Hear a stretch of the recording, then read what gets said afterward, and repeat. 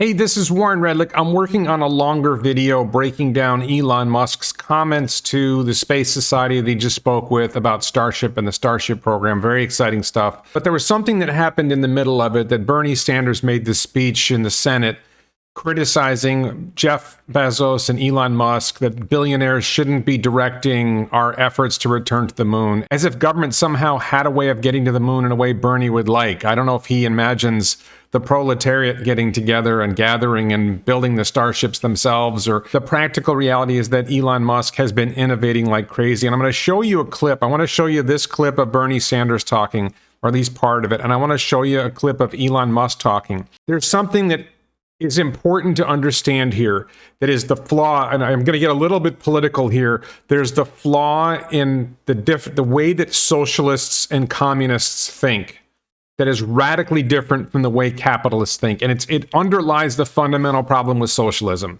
Bernie Sanders is a static thinker. The world doesn't change.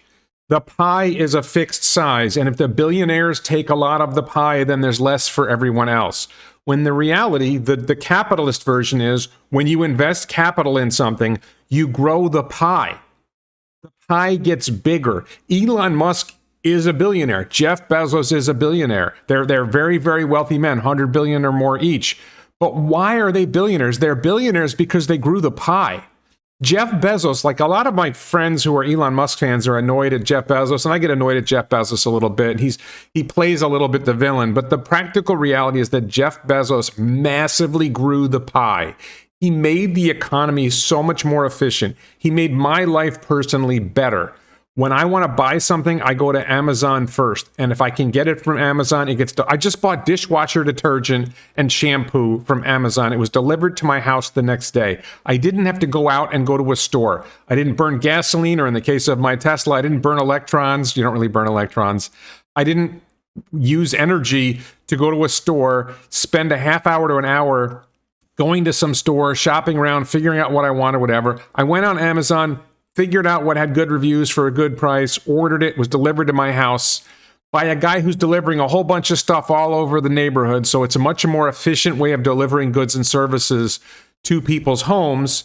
And at the same time, we're able to shop and have good reviews and be able to make good decisions. So even though a lot of Elon Musk fans are annoyed at Jeff Bezos grew the pie. Elon Musk is growing the pie. Tesla vehicles are more efficient, they're better, they're safer, they drive themselves. He is making a much more efficient transportation system, and that means the rest of us reap the benefits of that. When I want to charge my car, it costs me like $6 in the house instead of $40 at the gas station. And yeah, it only goes half as far as my old car, but it costs $6 instead of $40, so if you double it, it's $12. It's still less than a third of what it costs to fill up my other car. The car is safer. The car drives itself. I have FSD beta, and that's going to be something that spreads to everyone. And this only happens when entrepreneurs and investors are able to put resources in to make something better. Bernie Sanders has never made anything better. He's never invested his own money and his own time to develop a product or service better than what existed before. And his mindset is a static world. The world is the same. There's a fixed pie, and we're dividing up the pie. And if the billionaires get too much, then the rest of us don't get enough. And that's just the wrong way of thinking. If you think about the world in a dynamic sense, capitalism fundamentally works in a dynamic world. I invest my resources in a project, and I'm able to produce something. So I have my own idea for making a single passenger electric vehicle that's going to be self-driving. And I'm investing my money and my time to develop that project. And if that project succeeds, then people's lives will be better around the world because they'll be able to go places for less cost. And yes, I'll probably make money from this project if it works. And there's a really, really strong chance it's not going to work. But I'm willing to risk my money and my time because I believe in this mission. And I realize at the end, there's a chance that I'm going to make a lot of money as a result. And if you take away the carrot of innovators being able to make profits from their gambles, from their investment, from the risk that they take, then you don't get investment. You don't get entrepreneurs. You don't get creation. You don't grow the pie. This is a really, really important thing to understand. If you think that the world is fixed and the pie doesn't grow, then what the hell is this? Where did this come from? Where did this microphone come from? Where did this software I'm using, this computer I'm using, this camera I'm using, where did all this come from? This all came from entrepreneurs investing money and time and effort and taking risks to create products and services that they thought people would appreciate more than what existed before, making the world a better place and growing the pie. Bernie has never grown the pie. He has lived in this world of a static world where the pie doesn't grow while he's watched the pie grow, right? He's seen the pie grow, but he can't see the pie grow. And this is fundamentally the problem with socialism. If you decide that people who invest, Elon Musk is ultimately going to give about 75% of everything he's ever made to the government.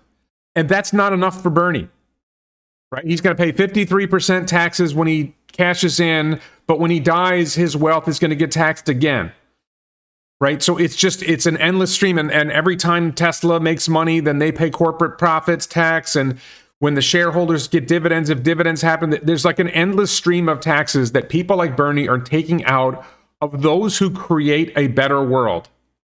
And they give it to government, which drops bombs and puts people in cages and doesn't grow the pie. Government does not grow the pie.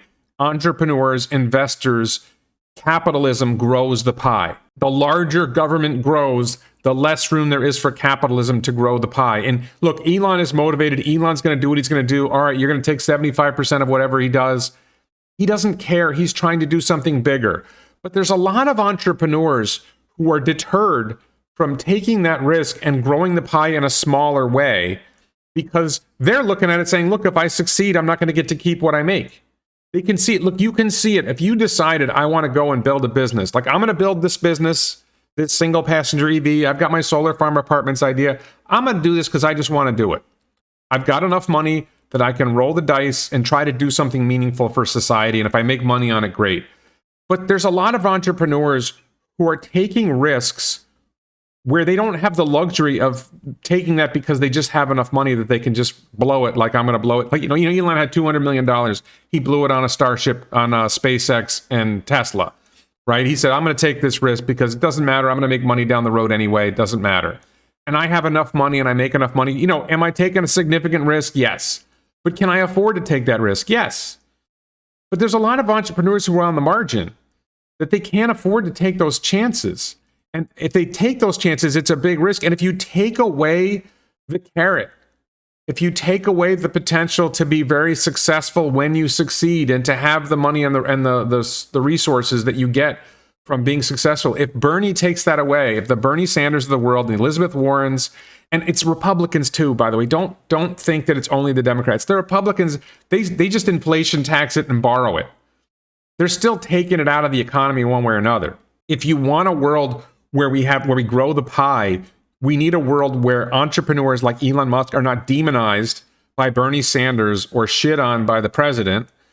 Instead, they're encouraged by society. And the reality is Elon is encouraged by society. He has a monster fan base of, 64 million followers on Twitter. Huge fan base around the world. He is adored. He is loved. I think he knows it. I hope he knows it.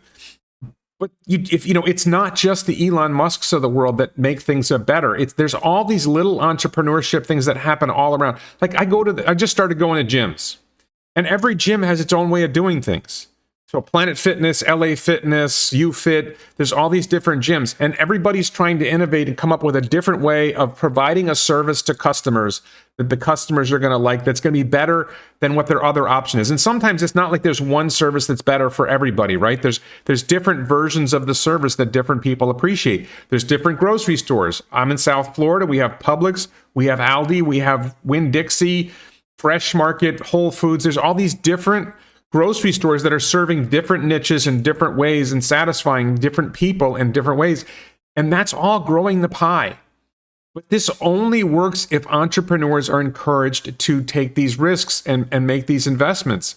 And, the capitalist engine is wonderful, but I'm really worried that we're going to kill the goose that lays the golden eggs. That guys like this, he doesn't see the goose. He doesn't see the golden eggs. He just sees one fixed pie and thinks that the billionaires are taking more out of the pie. The magic horn of plenty, as Elon called it. They think there's this magic horn of plenty that makes all the stuff, and the billionaires are taking too much of the stuff. The billionaires, the entrepreneurs, not just the billionaires, the entrepreneurs are the ones who make the magic horn of plenty work.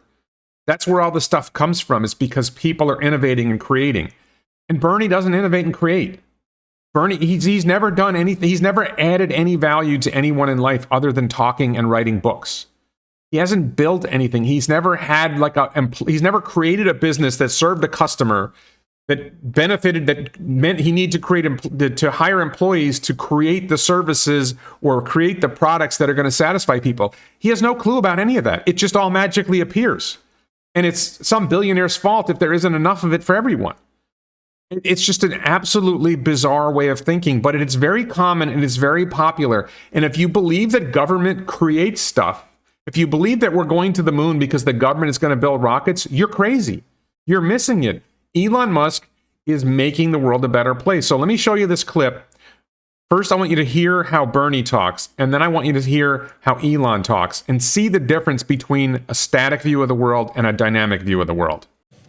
Unbelievably, this bill would provide and authorize some $10 billion in taxpayer money to Jeff Bezos, the second wealthiest person in America, for his space race with Elon Musk, the wealthiest person in America. Frankly, it is not acceptable that the two wealthiest people in this country, Mr. Musk and Mr. Bezos, take control of our space efforts to return to the moon and maybe even the extraordinary accomplishment of getting to the moon. This is not something for two billionaires to be directing. This is something for the American people to be determining. So I don't personally care whether the government gives $10 billion to Blue Origin to innovate on rockets. I think that Jeff Bezos can afford to do that himself, but I don't support the idea of government being involved in this at all. I would rather the government got the hell out of the way, stop taxing the hell out of Jeff Bezos and Elon Musk, and let them do it without getting in the way.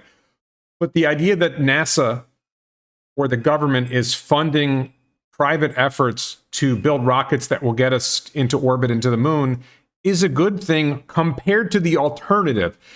The way Bernie talks, it's like somehow the American people are going to build rockets. Well, how are the American people going to build rockets? And the real answer is they're funding Jeff Bezos and maybe they're funding SpaceX instead of funding United Launch Alliance, which is just some other big corporations that Bernie hates. There's no manufacturing operation at NASA to build rockets. It doesn't exist. There's no American people's entity. There's no group of proletariats who are going to build rockets that are going to get us to the moon. It's just not real. And, Bernie doesn't even know what he's talking about. He said the moon or go to the moon. Like he missed that the other potential is going to Mars. He didn't even say it right. But he has no grasp of this stuff. The rockets aren't going to build themselves. Somebody has to build them. Elon Musk has come up with a way of building rockets that costs less money, that achieve more. This is investing capital to grow the pie, to build better rockets that are able to accomplish more than anybody has done before. And Jeff Bezos is trying to do it. He's probably behind Elon. I don't think Blue Origin's goals are as ambitious as what SpaceX is already doing with Falcon 9, but certainly not even close to what SpaceX is doing with Starship. But okay, we're trying that. They're at least investing in trying to build something better than existed before, and that grows the pie and it reduces the cost of getting payloads to orbit, which allows us to do more in space and allows us to get to the moon better, allows us to get to Mars. Now, listen to how Elon talks about this stuff. That's really the holy grail of rocketry. If you can have a fully and rapidly reusable orbital rocket, then the cost of transport of a ton to orbit drops by about 2 orders of magnitude, maybe better. 2 orders of magnitude means it costs 1/100th as much to launch a ton to orbit. So if before it cost $10,000 a kilogram to get a payload in orbit, now it costs $100 a kilogram to get a payload in orbit. I believe that SpaceX is already down to around $1,000 a kilogram to orbit. And going to Starship ultimately could get that cost down 2 orders of magnitude to maybe $10 or I would say $20 a kilogram. That's like the cost of sending a package from New York to London. That you're going to be able to launch a kilogram into orbit. That massive gain by reducing the cost of getting payloads into orbit. And what's going on? Listen to the investment that has to happen to make this happen. So we've completed the first orbital booster and first orbital ship. Will be complete with the launch pad and launch tower later this month, and then we'll do a bunch of tests in December and hopefully launch in January. There's a lot of risk associated with this first launch, so I would not say that it is likely to be successful, but I think we'll make a lot of progress. And then we've also built a factory for making a lot of these vehicles. So this is not a case of just one or two. We're aiming to make a great many. Ultimately, I think in order for life to become multiplanetary, we'll need maybe 1,000 ships or something like that. They're building a factory to build starships. Just building a starship itself is a big investment. That they're building a factory. If you check my channel, I did videos from Starbase. They've built this factory. They've built this launch installation. And all of this is designed to make it possible to massively lower the cost of getting payloads into orbit so we can achieve moon missions and Mars missions at reasonable costs, so we can build a colony potentially on Mars or a scientific research station on the moon. These are really, really big goals. And government doesn't do that. That investment, that decision to take billions of dollars that Elon and venture capitalists and investors put money into this mission to do something amazing, and Bernie shits on it. He doesn't see it. He doesn't care. None of this happens. There's no going to the moon. There's no going to Mars unless the capital is invested in building this. And somebody has to be motivated to do it well. In a socialist system, if nobody gains from getting it done right, then you just move shit around and nothing actually gets done and it doesn't make anything better. Somebody has to decide, I really want to get this done, and we're going to get it done right, and we're going to do it the right way, and we're going to innovate. And there's this concept that Elon talked about in his interview with Everyday Astronaut at Starbase, that we need to innovate with extreme urgency. We have to innovate fast. I think it's extremely important that we try to become a multi-planet species as quickly as possible. And it will be possible to have many more space-based experiments if you have a very large vehicle capable of transporting things to orbit or the moon or anywhere at 100 times less than it currently costs. There's a fundamental juncture in the history of really any civilization on a single planet, which is, do you get to the second planet or do you not? I propose we do. And I think we should do it as soon as possible. The window of this opportunity is opened now for the first time in the 4.5 billion year history of Earth. It may be open for a long time, or it may be open for a short time. And I think we should be hasty so that just in case it's only open for a short time. So I think this is very important for the long-term preservation of the light of consciousness. And of course, we'll naturally, we'll learn a lot of science and develop a lot of technology along the way. One of these people is thinking deeply about the challenges that face humanity and the future of humanity and consciousness itself. And the other one is a communist named Bernie Sanders. He has no vision for the future. It's all this fixed pie that has to be divided. There's no sense of growing the pie to another planet. He doesn't get it. It's like, okay, well, we'll land people on Mars and woohoo, we'll celebrate, or we'll get people to the moon. He doesn't see that there's some goal there that's meaningful. He doesn't see the science that would be discovered on the way to getting there. He doesn't see the danger that an asteroid could strike the Earth and wipe out humanity. None of that matters to Bernie because he's stuck on the pie. There's this fixed pie, and it's got to be divided as equally as possible with, of course, important people like Bernie getting a larger share of the pie than everybody else, because the vanguard of the proletariat has to be taken care of in Bernie's insanity, right? But, Elon is talking about really important stuff. If you actually care about the path of history, the history of humanity, the history of the universe, like, how do we know that there will at some point be something that happens that wipes out the Earth, that wipes out an extinction event. They've happened before. It's going to happen again. We don't know if it's next year. We don't know if it's 100 years. We don't know if it's 1,000 years or 10,000 years away. We know it's coming. Whether it's the Earth, the sun expanding and boiling the oceans, whether it's an asteroid strike, whether it's a plague, something bad is going to happen on this rock. And if humanity gets to another rock, then humanity survives. We pass through that filter. There's many filters, but that's a great filter. Can we get beyond this rock, get to another rock? So if something happens to the first rock, we're still alive on the second rock. This is big thinking. And Bernie Sanders is so small. Like it's beyond the possibility for him to even imagine how important that mission is. And it takes someone like Elon Musk who sees it. He's not alone. A lot of people see this problem. The question and answer session in this event, they got it, right? But Bernie has no clue. He doesn't know. He doesn't care. There's this pie and the billionaires have too much and we got to take it away from them and spread it out to other people with, of course, some extra for the government to hand out to their buddies.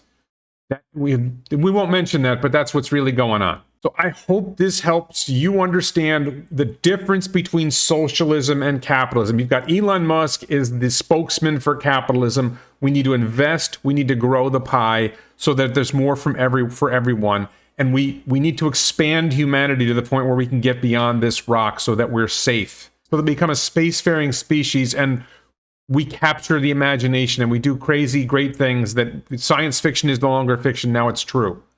What does Bernie want? Bernie wants to stay on this rock and keep fighting over the morsels of pie that are left. He doesn't see it. He doesn't get it. So when you hear somebody advocating socialism, ask them, well, how are we going to go into space? Well, we don't need to go into space. We need to fix the problems here on Earth. Well, they haven't. They're not going to. The way we fix the problems on Earth is we grow the pie. And socialists can't grow the pie. They don't believe there's such a thing as a growing pie, even though it's right damn in their faces right there that the pie has grown right before their eyes. Bernie uses a phone. The phones only exist because of capitalism. The internet only exists because of capitalism. Yes, there was a government role at some point in the development of the internet, but they didn't create all the amazing software and hardware that helps the internet work. They played a tiny role along the way. Al Gore did not invent the internet. Government gets in the way. Government interferes. Government gets in the way. The more government we have, the less innovation we have, the less entrepreneurship we have. And I can say it till I'm blue in the face, but the practical reality is that government is making things worse, not better. And we need people like Elon Musk and Jeff Bezos, even the evil Jeff Bezos. We need people like Elon Musk and Jeff Bezos to innovate, to grow the pie and make the world a better place. It's not going to happen with Bernie Sanders. It's not going to happen with Joe Biden. It's not going to happen with Elizabeth Warren. And it's not going to happen with the Republicans either. They're not doing it either. We need guys like Elon, and we need to get out of their way and let them innovate and let them do what they do. I hope this is helpful. I hope this prepares you for those conversations with your socialist friends and your socialist children and your socialist schools. And I usually talk more about politics on the Daily Lie. There's a link to the Daily Lie in the description below. Thank you to the Vasa Law Firm in Sweden, all my Patreon supporters for helping the channel grow. Check out t-shirts like the Starship t-shirt. I'm making a video with more depth on what Elon said, and Starship is a big part of it. He even mentioned a new kind of Starship that isn't on the shirt, the Propellant Depot Starship. Really cool. Thank you for watching.